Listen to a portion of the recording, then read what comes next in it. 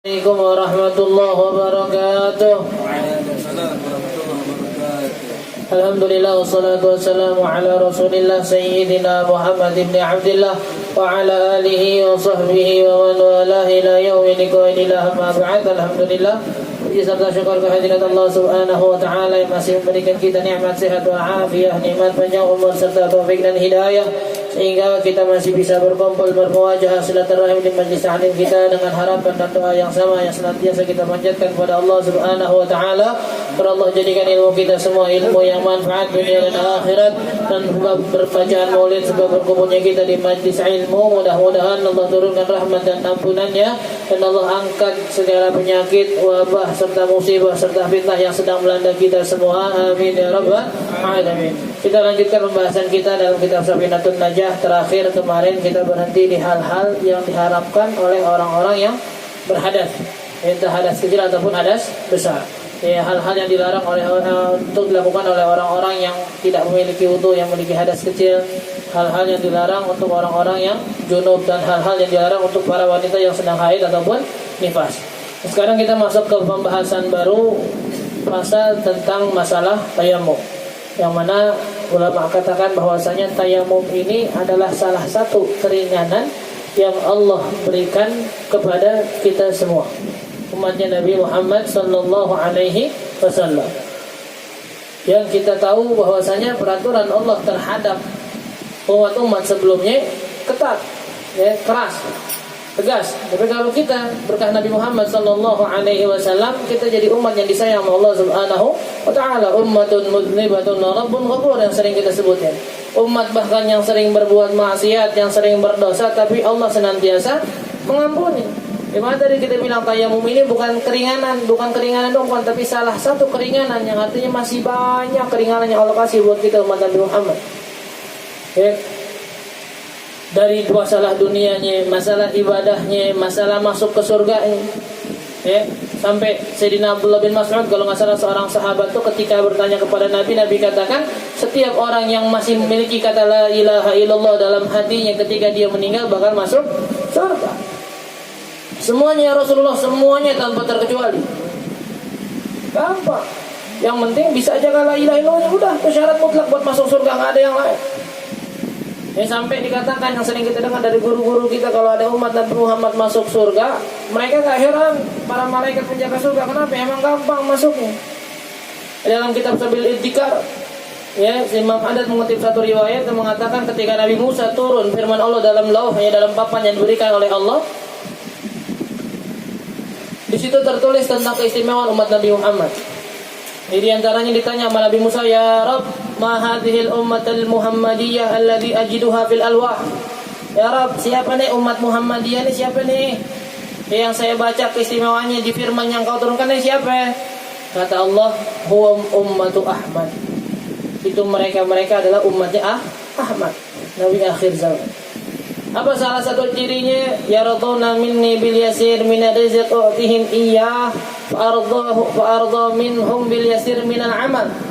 Ya, mereka nih kalau saya kasih rezeki sedikit mereka ridha. Mereka saya kasih bagian sedikit rezeki mereka ridha. Kalau ada begitu sifatnya kata Allah, fa'arda minhum bil yasir min al-amal. Mereka amalnya sedikit pun saya senang sama mereka.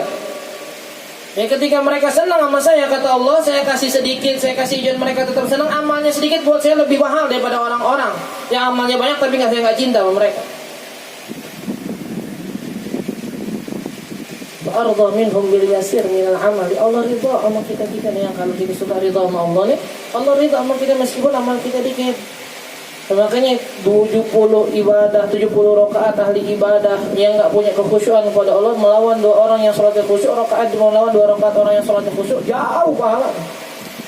Jauh. Bahkan sampai ada perkataan hasanatul abrar sayyi'atul muqarrabin. Perilaku baik yang dilakukan oleh abrar, tingkatan abrar bisa jadi itu adalah satu yang buruk oleh tingkatan muqarrabin karena udah dekat sama Allah. Wa udkhilu ahaduhumul jannata bi syahadati la ilaha illallah. Kata Allah, saya pasti masukkan mereka ke dalam surga hanya dengan syahadat la ilaha illallah.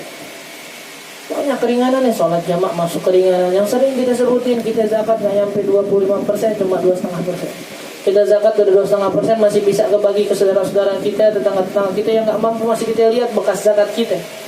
Ya kita kalau kena najis nggak harus dipotong, dicuci bisa. Bahkan kalau nggak hilang sedikit pun bekas najisnya, dimaaf nantinya dalam syariat. Kita kalau seandainya bermaksiat, Allah tutup maksiat.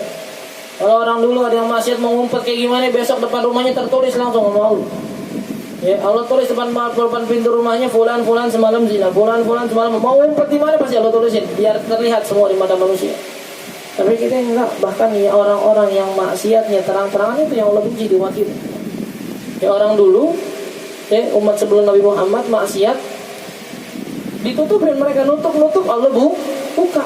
Sekarang kita ya Allah tutup, bahkan Allah nggak buka, justru malah kita yang buka.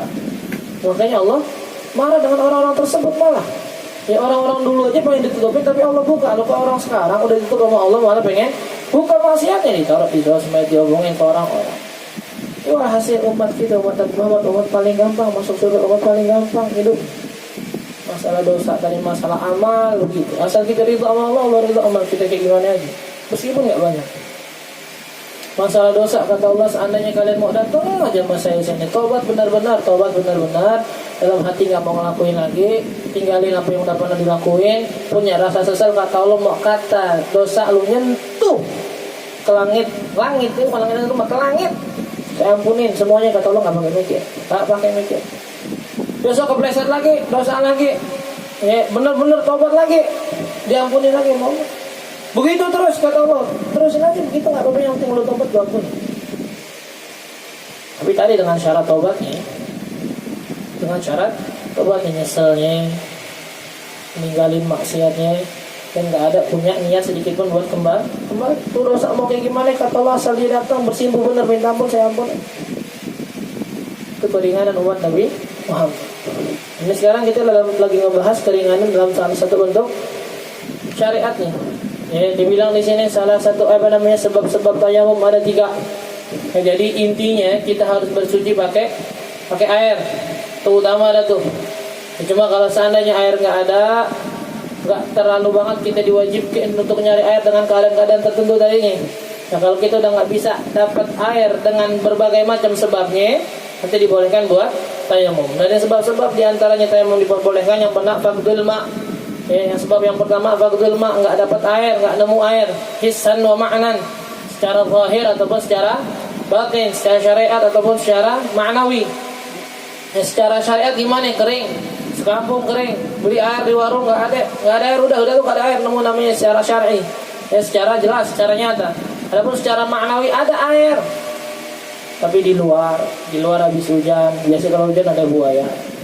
Ya, ini malam tidak berkali-kali sok di kampung ini, seminggu 2 minggu, sebulan 2 bulan, ketika orang keluar rumah selalu ada pencuri.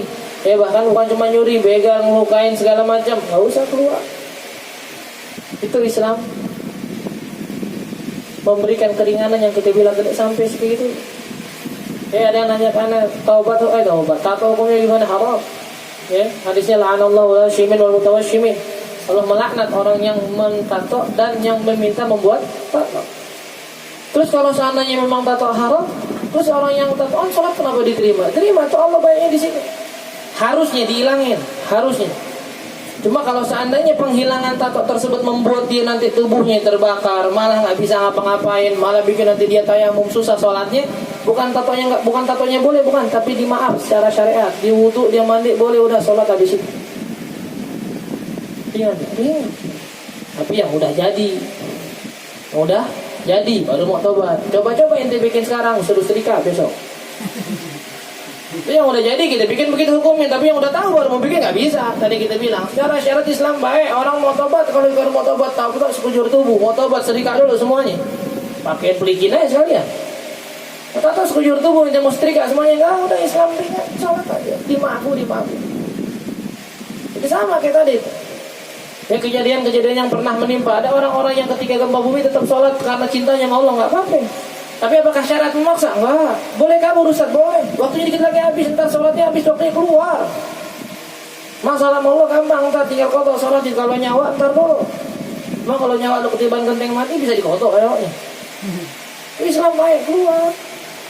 Cuma masalah air tadi, ya Ustaz ada air depan nih. Tapi ada singa misalnya gitu, saya harus maju apa enggak usah. Ayahmu cukup. Ini demi agama, demi sholat segala macam. Allah yang nyuruh demi sholat itu ada sih. Agama nyuruh itu diam, hargai nyawa kita. Kenapa harus kita malah sembarangan ke Islam? Itu Islam ini bawa Nabi Muhammad. Ya faktor waktu yang pertama, sebab pertama nggak ketemu air. Ya, adapun kalau kita ketemu air Ustaz tapi harus beli gimana? Boleh, wajib beli, wajib kalau kita punya uang. Kalau kita punya uang wajib. Tapi kalau nggak punya uang minjem nggak usah. Atau kita punya uang tapi airnya tadi dijual di atas harga normal, nggak usah. Nggak nuntut Islam, boleh tapi nuntut enggak. Kenapa? Karena di situ ada kecurangan. Islam nggak maksa kita buat ikut begitu. Itu agama, kalau kita aja nggak kenal agama kita. Makanya ketika disuruh ngaji bayangannya langsung ngaji ntar harus begini, kudu begini segala macam. Orang kalau dia nggak ngaji, dia nggak ngerti sholat jamak, dia nggak ngerti sholat qashar, dia capek banget hidupnya. Jalan dari Solo itu kan berhenti dulu 4 rakaat. Naik lagi, jalan dikit lagi asar, sholat lagi 4 rakaat. Ntar maghrib berhenti lagi 3 rakaat. Berhenti lagi isya 4 rakaat. Nggak ngerti jamak, nggak ngerti qashar. Ribetan mana ya? Tanya orang yang ngaji apa yang nggak ngaji? Orang yang nggak ngaji, nggak paham, dia jalan-jalan misal dia nggak ada air segala macam, akhirnya nggak sholat dengan alasan gua nggak punya wudu, nggak ada tayamum, gua nggak sholat dulu. Akhirnya sampai rumah dosanya berjalan karena dia nggak sholat. Coba kalau dia paham, meskipun nanti sholatnya perlu dikodok lagi dengan tata caranya, tapi semenjak dia ngelakuin sholat dengan cara yang dibenarkan, nggak jalan dosanya. Cuma pikiran kita doang yang bikin kita ngerasa kalau udah ngaji itu pakai ribet. Secara syariat kita nggak nanggung masalah dunia di akhirat kita nanti kalau kita tahu peraturan agama kita. Dan secara keuntungan kalau kita makin banyak kerjain keibadahan, diterima ibadah kita sama Allah, makin dekat sama Allah, untung. Ya, tadi dibilang tuh kalau Allah udah ridha, jangan amalnya banyak, dikit aja Allah ridha, apalagi banyak. Dikit aja Allah ridha, apalagi banyak. Allah udah ridha, atahasyakum bi'ata'i, kata Syekh Mutawalli Sya'rawi. Kita beribadah selama ini sama Allah buat minta. Boleh ya. Sedekah biar lancar rezekinya, sedekah biar belajar lancar, sedekah biar ini biar boleh aja. Berdasarnya kata mereka yang udah memang enak ibadah gitu, bukan buat sesuatu, udah buat ibadahnya sama Allah. Tak tanpa diminta pun kata mereka fa idza radi, kalau Allah udah ridha, ada hasyakum bi'ata'i, datang kita pemberian yang bikin kita bingung menerimanya gimana. Kalau Allah udah dari wal marad, dan sebab kedua adanya penyakit. Pokoknya penyakitnya, tapi selalu kita bilang syariat Islam ketika mendatangkan satu keringanan harus selalu dinyatakan oleh orang yang ahli dalam bidang tersebut bahwa kita membutuhkan keringanan. Harus dinyatakan oleh ahli dalam bidang tersebut ketika kita memang membutuhkan keringanan. Contoh yang paling gampang sering kita bilang masalah kehamilan. Orang-orang ada yang hamilnya kuat, kandungannya ada yang enggak. Masing-masing enggak bisa milih, besok gua puasa capek gua lagi hamil enggak. Periksa datang ke bidan, periksa datang ke dokter kandungan, tanya. Kalau seandainya saya puasa besok gimana? Dokter bilang kandungan kamu lemah, enggak boleh puasa. Udah enggak usah puasa. Saya enggak usah ngotot-ngototan, bismillah berkah. Entar dulu udah jalan lagi istirahat. Ya, tapi kalau dokter bilang enggak, kandungan kamu kuat asalkan sahur makan gini segala macam, insya Allah bisa. Wajib puasa, nggak bisa milih nggak puasa. Kalau nanti tengah jalan kelaparan atau sakit baru batalin. Ya, orang mau dikuburin, nih ada kuburan lama nggak boleh ditumpuk misalnya. Nggak bisa kita bilang kira-kira ini udah lama nih 2 tahun mungkin udah hancur kali, nggak ada mungkin tanya orang yang paham tentang tanah gimana. Bukan harga tanah ya. Bukan orang paham tanah, tanya yang paham harga tanah semeter berapa, bukan masalah semeter. Tanah beda-beda masalah panasnya. Yang nantinya berujung banyak ada mayat-mayat yang dikubur di sini 5 tahun udah hancur, di sana kudu 10 tahun, kini sudah 15 tahun. Kenapa? Karena tanahnya yang berbeda. Tanya orang yang paham tukang gali kubur nih. Kalau mereka nyatakan udah hancur, gali, nggak apa-apa, taruh mayat yang baru. Sama kayak penyakit di sini, nggak bisa kita kira-kira. Cuma kena silet doang dikit.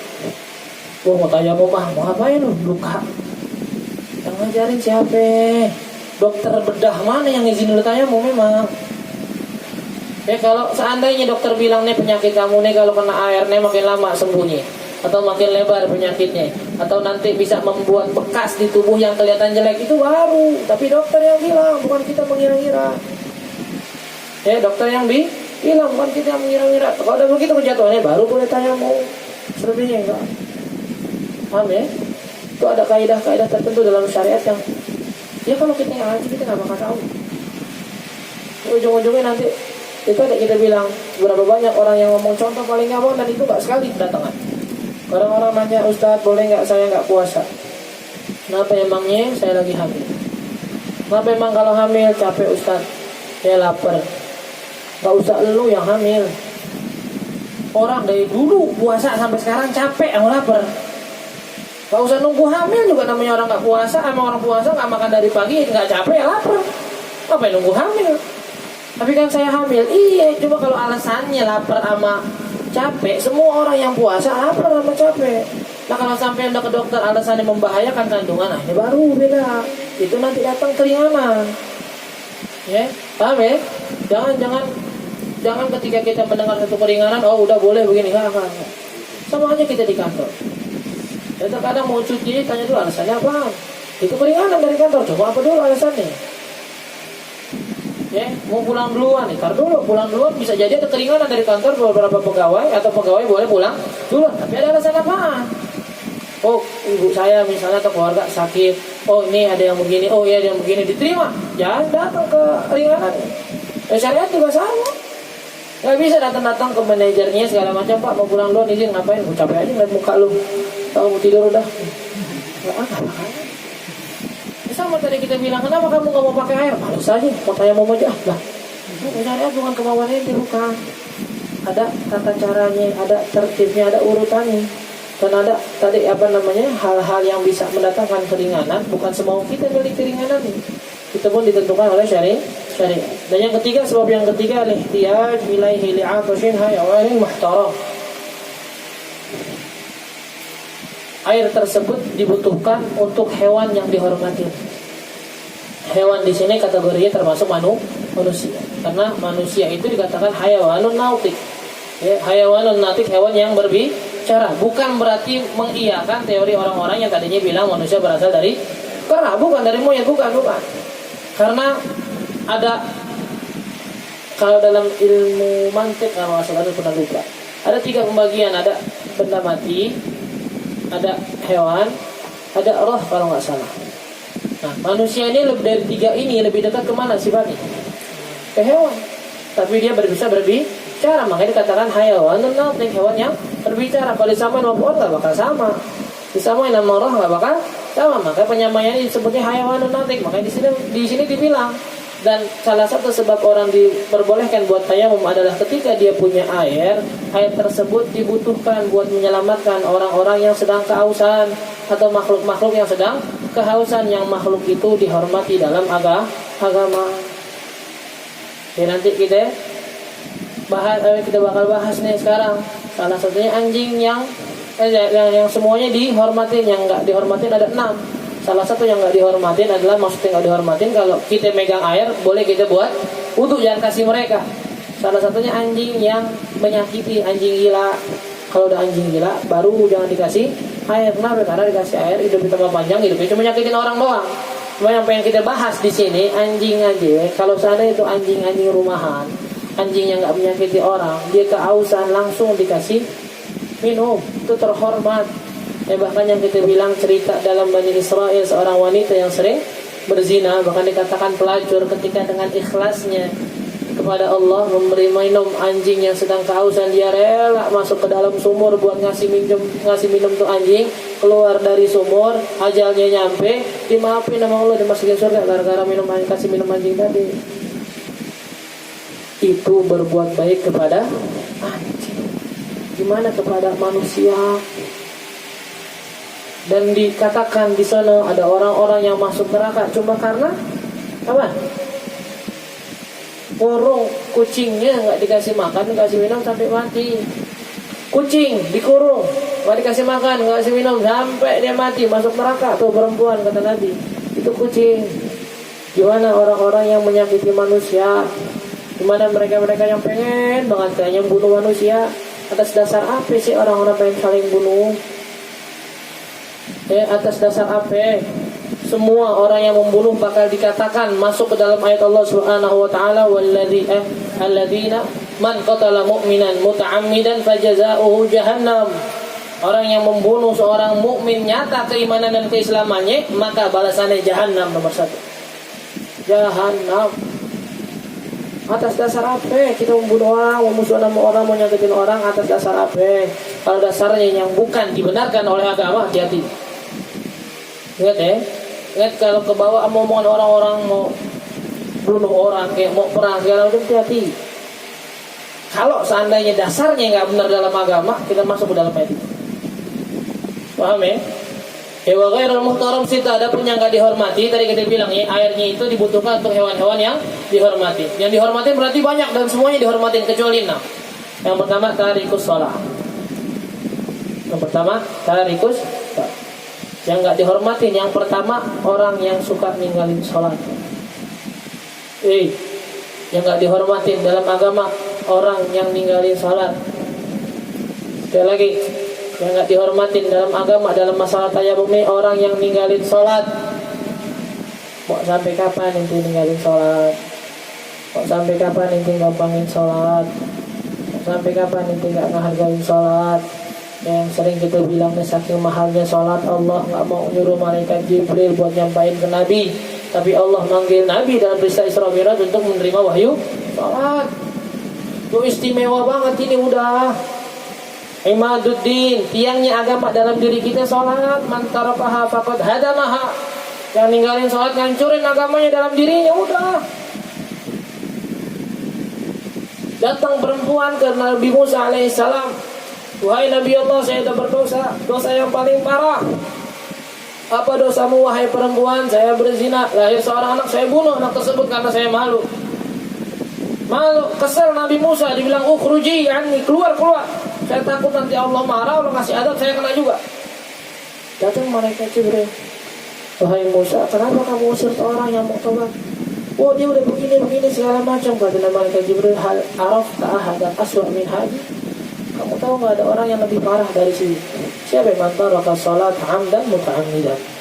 Yang dosanya bukannya berarti nantinya kita berzina boleh, bunuh orang boleh, bukan. Jangan ambil dalil gitu. Tapi parahnya ninggalin sholat sama dosa kayak orang berzina dan membunuh. Jadi masalah sholat. As-sholat, yang kata sholat berhubungan dengan kata silah. Sholat, silah. Nah, kalau dalam ilmu bahasa Arab itu ilmu persamaan bahasa, berarti kata sholat itu ada maknanya bersambung dengan silah. Yang mana silah itu artinya hubungan. Orang udah nggak sholat nggak bakal punya hubungan sama Allah. Orang nggak sholat nggak bakal pernah punya hubungan sama Allah.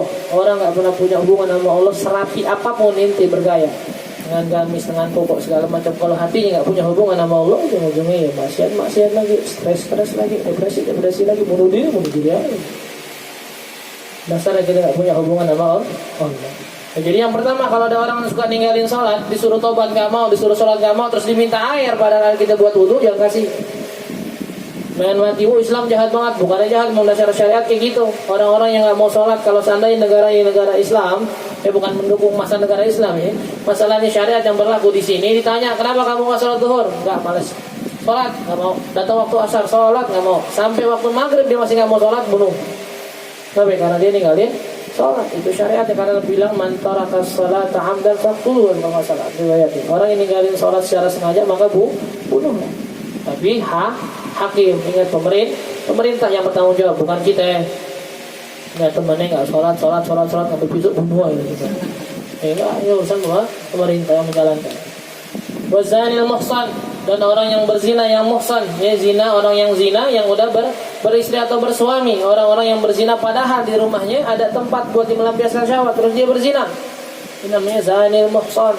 Apa hukumannya? Dirajam, dipendam sampai palanya doang sisa, di tempat yang paling ramai dilewatin sama orang, ditutup kepalanya, dan orang yang lewat boleh nyambitin orang tersebut sampai mati. Kenapa nggak dikasih air? Ya tuh ujung-ujungnya dia bakal dibunuh juga kalau dikasih air. Ya bukan Islam jahat, bukan. Ya masa iya tadi kita bilang anjing didahulukan oleh pezina dan pezina jadi ampunin dosa, ya kalau seandainya orang kita nggak kasih, pasti ada sebabnya. Apa salah satu sebabnya? Karena nanti hukumannya dia ketika dia berzina muhsan itu adalah dirajam sampai mati. Udah mendingan jadi buat dulu daripada ngasih dia. Wal murtad dan murtad. Murtad dia keluar dari agama Islam. Kalau dia keluar sebelum masuk sebelum dia meninggal dia masuk Islam lagi, amalnya nggak dibatalin, pahalanya doang. Maksudnya apa Ustaz? Kok pahalanya doang? Nah, amalnya gimana jadi? Kalau seandainya dia murtad, pahala ibadahnya semua hilang. Tapi kalau dia dia bertobat, dia masuk Islam lagi sebelum meninggal, kan dia pernah sholat, pernah puasa segala macam, benar nggak? Nah itu nggak dianggap bolong sama Allah. Jadi dianggap tetap mengerjakan meskipun pahalanya hilang. Oh kalau gitu percuma dong? Nggak percuma. Kalau seandainya dia murtad sampai meninggal, dianggap sama Allah nggak punya pahala dan nggak pernah ibadah. Dosanya dong. Dianggap nggak pernah ibadah selama dia Islam. Ya dosanya malah bisa lebih numpuk. Nah, kalau dia bertobat, misal dia bertobat, ya masih mending. Kenapa? Meskipun pahalanya hilang, tapi nggak dibilang hutang dengan meninggalkan kewajiban-kewajiban. Wal kafiril harbi, dan kafir yang memerangi agama Islam. Nah, ketawa aja kalau nanya orang, boleh nggak punya bunuh orang kafir? Boleh Ustaz. Semangat banget orang yang boleh aja. Boleh nggak bunuh orang kafir? Boleh Ustaz. Boleh aja. Itu banyak loh orang tetangga non muslim bunuh-bunuhin aja berarti. Semoga kita gitu jadi akhirnya haram al kafiril harbi, yang boleh itu kafir yang memerangi agama Islam. Nah cuma ini kita batasan memerangi ini kita nggak tahu. Terkadang ada orang non muslim isengnya dia nggak suka sama musola, sama masjid suaranya kencang, protes langsung bilang, oh kafir harbi bunuh. Bentar dulu. Ada kafir misalnya non muslim nggak ngizinin rumahnya buat parkiran maulid, bu dasar kafir benci Islam, besok bu semuanya aja lo artiin benci Islam. Jangan. Nabi katakan man adza dhimmiyan faqad adzani, kata Nabi, orang kalau kita menyakiti orang kafir yang diam di negara muslim, yang dia orang kafir mengikuti aturan muslim, negara muslim tersebut, yang nyakitin tuh orang nyakitin saya, kata Nabi. Dijaga haknya sama Nabi, dikatakan badan Nabi yang dipasang. Ada orang berani-berani itu, ada orang kafir masuk ke negara muslim, dia bilang saya siap mengikuti peraturan negara muslim ini, terus ada yang nyakitin dengan dalih apapun yang nggak dibenarkan dalam agama, itu muslim yang salah. Bahkan Nabi bilang dia seakan-akan nyakitin saya. Waman adzani faqad adzallah, kata Nabi, dan yang nyakitin saya nyakitin Allah. Waman adzallah yushiku ay ya'khudah, dan orang yang menyakiti Allah takut Allah ambil dengan adab yang pedih. Ya. Cuma kafir harbi, kafir yang memerangi agama Islam. Israel memerangi Palestina, itu udah. Indonesia masih samar-samar semuanya, hati-hati.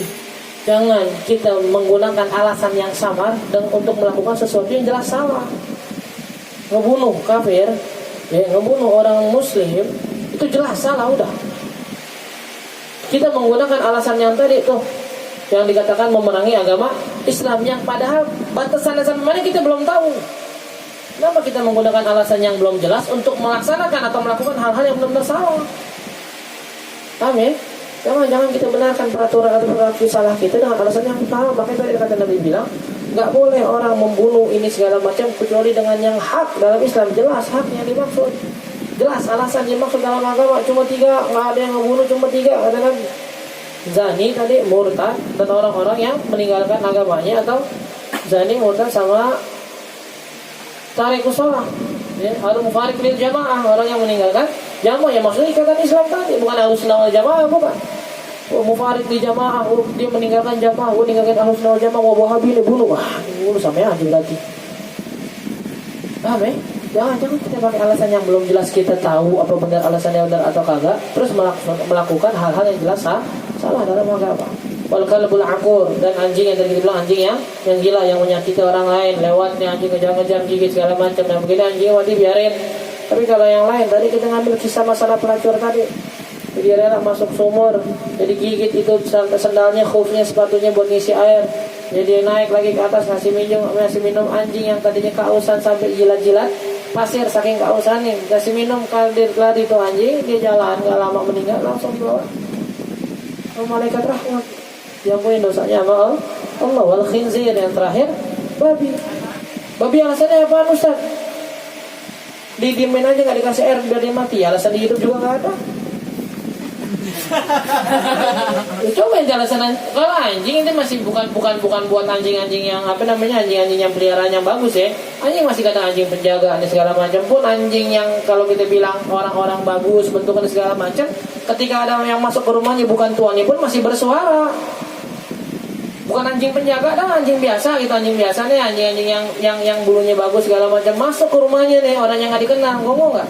Ngomong menandakan sesuatu masih. Kalau babi apa yang ditandain? Siapa juga yang mau menjaga rumah pakai babi coba? Makan kagak boleh, bawa jalan-jalan nggak ada bagus-bagusnya. Ini urusan jiwa hidup ya nggak ada, jadi ada mati juga bodoh amat. Masa yang belain babi buat masalah ini kan? Kalau anjing tadi dibilang masih banyak gunanya, berburu bisa, jaga rumah bisa.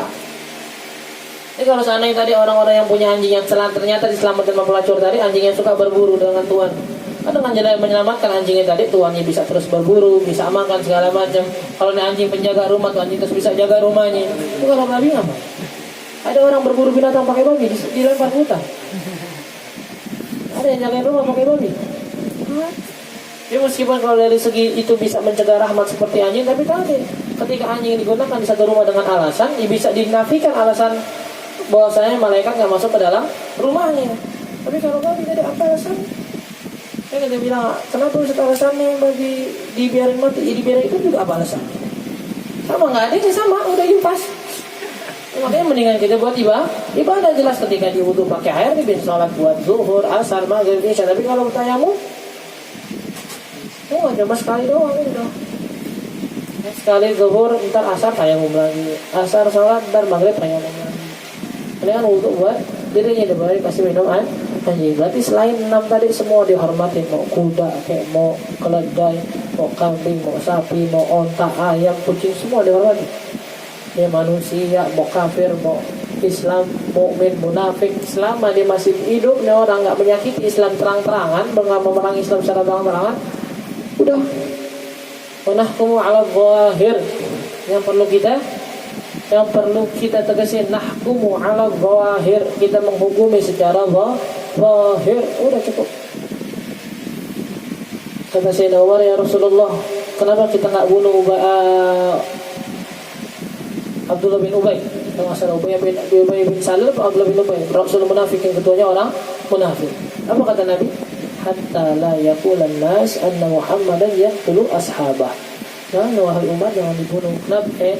Karena dia masih di tengah-tengah kita, masih memperlihatkan Islam. Kalau kita bunuh mereka, orang kafir makin jadi musuhin kita dan ngomongin kita dengan berkata semena-mena Muhammad mentang-mentang jadi ketua sekarang, teman-temannya main bunuh-bunuhin lagi.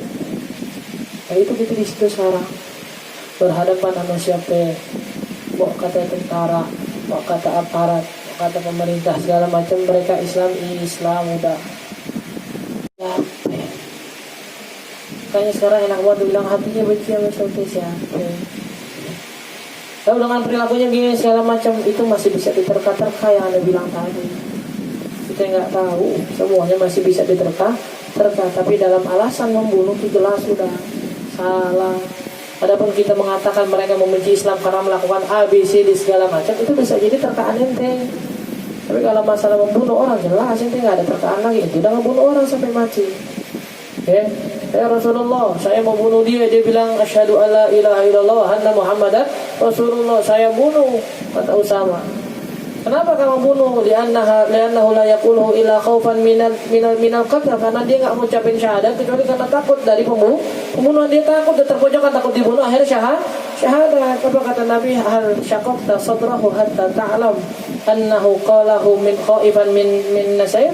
Kama qala Nabi, apakah kamu sudah membelek hatinya sampai kamu lihat bahwasanya dia benar mengucap syahadat karena takut?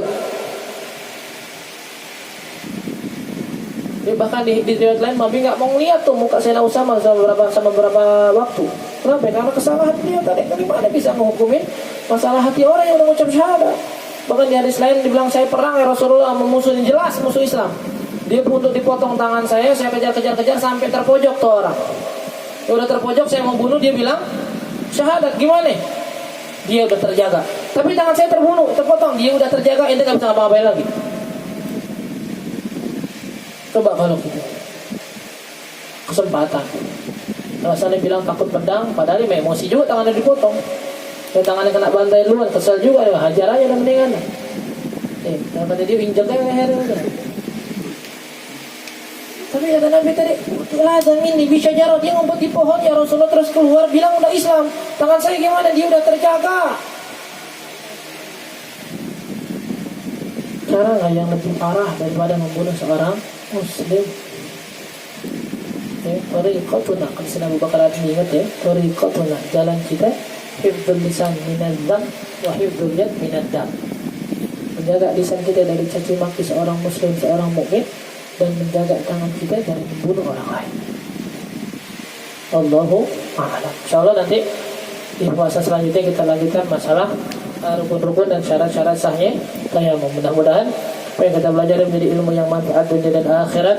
Mudah-mudahan Allah jadikan ilmu kita semua ilmu yang manfaat dunia dan akhirat. Allah berikan kita taufik dan hidayah untuk senantiasa mengamalkan ilmu-ilmu kita. Allah kabulkan segala macam doa kita, hajat kita, Allah mudahkan urusan kita dunia dan akhirat, dan mudah-mudahan niat-niat baik kita dikabulkan oleh Allah Subhanahu wa taala.